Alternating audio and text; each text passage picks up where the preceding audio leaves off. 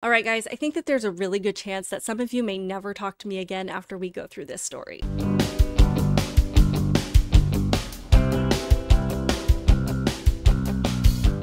Welcome to my channel, Outspoken Samantha. If you are new here, welcome. I do appreciate you clicking on the video to watch it. You are a brave soul, and since you are here, I would love it if you would help me to grow this channel and hit that subscribe button now. And of course, to those of you who keep returning and supporting my channel, I truly do appreciate you, and I would love it if you would make sure that you are subscribed as well. Guys, I don't even know where to start with this one, so we are just going to jump right in. First, some of you have probably heard of a couple of little-known shows called The Bachelor and The Bachelorette.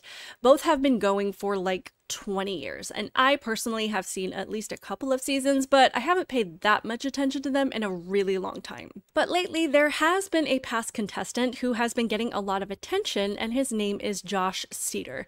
He was a contestant in 2015 for season 11, but Bachelorette Kaitlyn Bristowe eliminated him in the first week, and she may have been picking up on some strange vibes, which I think might be what we are seeing now. Now, after his very brief stint on this reality show, he disappeared from the public eye, at least from what I can tell, and that's generally what happens to most of these people. But he has since re-emerged, claiming to have a new identity. So this was Josh then, and this is Josh now. So I just have to say, as with most of these things, despite the fact that videos of Josh demonstrating this new lifestyle have been popping up non-stop on my newsfeed for at least a couple of weeks, I pretty much have just tried to ignore this story. After all, I think I speak for most of us when I say I can only handle so much insanity at one time, and there is an abundance of insanity going on every minute of every day, so there are just things that I choose to tune out so as not to feel like I'm going crazy myself. However, Josh is really starting to raise some questions about his motives for this transition and whether or not he's being honest or if he is in pro-troll mode. What I can say is that the more I have looked into this story and this individual, the deeper the rabbit hole goes. So while the dresses and the makeup on a large, muscular, tattooed man with a 5 o'clock shadow is definitely questionable behavior, the questionable behavior did not start there. Last August, several media organizations gave their condolences as it was believed that Josh Seiter had died. In this article shared by the New York Post on August 28, 2023, it says Josh Seiter, a contestant on Kaitlyn Bristowe's season of The Bachelorette, has allegedly died just days after sharing his depression and anxiety struggles on social media. He was 36. It is with an extremely heavy heart that we share the tragic news of Josh's unexpected passing.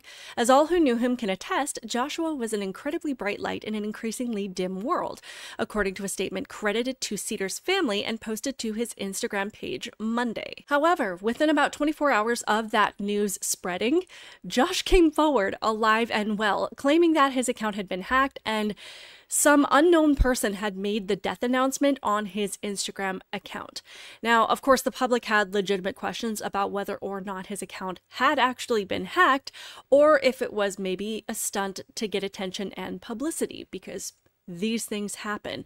But Seiter said that people were using his past mental health struggles against him. So according to this article from People magazine, Josh did explain a little bit of the mental health struggles that he was going through, revealing that he had previously attempted to unalive himself and struggled with bipolar disorder, general anxiety disorder, and obsessive compulsive disorder. He also did a couple of media interviews to answer questions about this supposed Instagram hacking. And one of these interviews, I think he offered some relevant statements to the issues we'll go on to talk about when it comes to him now calling himself a woman. So Josh, let me ask you, there are some folks out there, particularly an ex-girlfriend of yours, who's saying that this is not true and that this was all a made-up publicity stunt. How do you respond to that? Yeah, so this person that's being very vocal, I hung out with them 3 times over a 1.5 week period, and now they're coming out, and a lot of press is saying that she's my ex. She's not my ex. I barely know her, and we hung out a grand total of 3 times. So I think that attention attracts attention, and there's a lot of people now that I am everywhere in the media right now. It is attracting the wrong kind of people. So I understand that there's going to be negative things said about me, but to the people with legitimate concerns and legitimate detractors of mine who think or allege that I was behind it, all I can say is the truth, which is that I wasn't. And if they want to choose to believe me, that's up to them. But I can't control other people, and I don't live my life trying to force other people to believe me or like me or love me. So all I can do is just speak the truth. And if they don't want to believe me, it does not bother me. So let me just reiterate here. Josh wants us to know that it's up to us if we choose to believe him, that he can't control other people, and that he doesn't live his life to force other people to believe him or like him or love him, and that it doesn't bother him if we don't believe him. And I would just like to say thank you, Josh. Then you won't mind if we all have questions about what's going on now. So now we're going to get into a few clips. And like I said, these have been flooding my social media feed for the last couple of weeks. There are so many. So I am going to include a few, but this is not all of them. So you're welcome. Hey everyone. So I'm seeing a lot of comments out there talking about trans women like we are one big monolith, one homogenous group of people, and we can't deviate. I want to let you know, trans women are different and diverse, just like with any other group.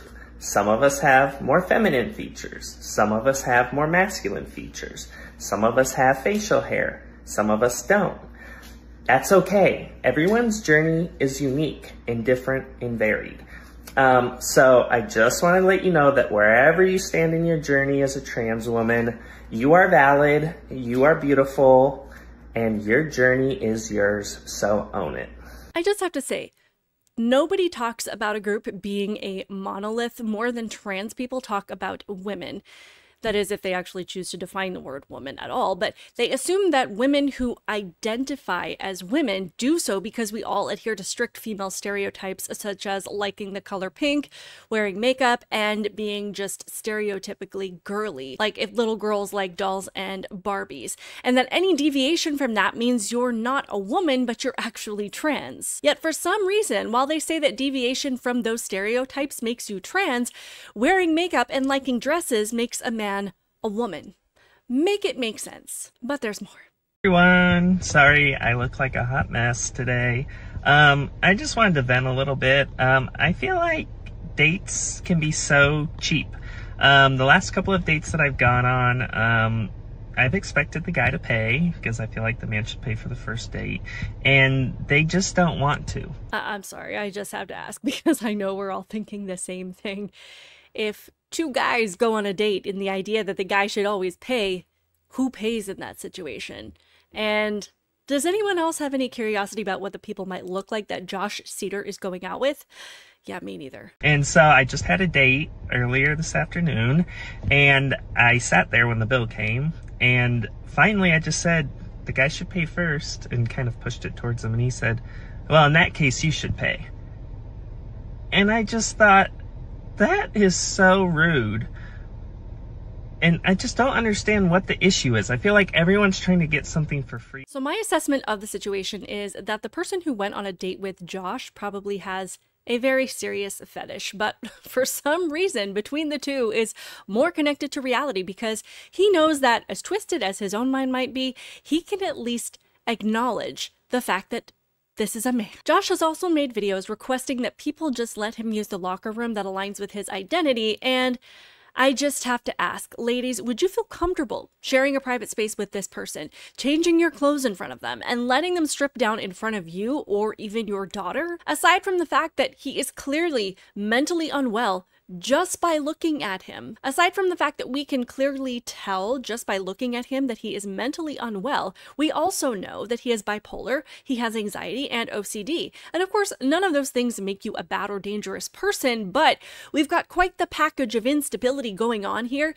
and he wants to get naked in front of little girls in the bathroom. But he doesn't care, and as we know, Planet Fitness doesn't either. So not sure if you knew, but normally I wear contacts, but I ran out. So today I'm in glasses. I just got back from the gym, and I just want to say one thing I am truly grateful for is Planet Fitness. They have been awesome during my transition. Ever since I talked to management and let them know I was transitioning, they let me use the locker room that I identify with. So they have been fantastic. Little things like that just go a long ways in validating me and affirming me and letting me know that that's a safe space for me to exist in. Safe for you, but not for women and girls. But if you think that you are going to escape having to see this man wear almost nothing, this is what he plans to wear to the beach. I'm sorry, since I had to see it, you had to see it too. And lastly, just to wrap up this series of clips that I'm literally going to have to bleach my brain to get rid of after I'm done filming this, Josh can't understand why he's not getting more support from women. Hey everyone! So I have to admit, I'm a little disappointed with the lack of support that I've received from other women during my transition. I thought it was all about women supporting women and girl power, but I've come to find out that's not always the case.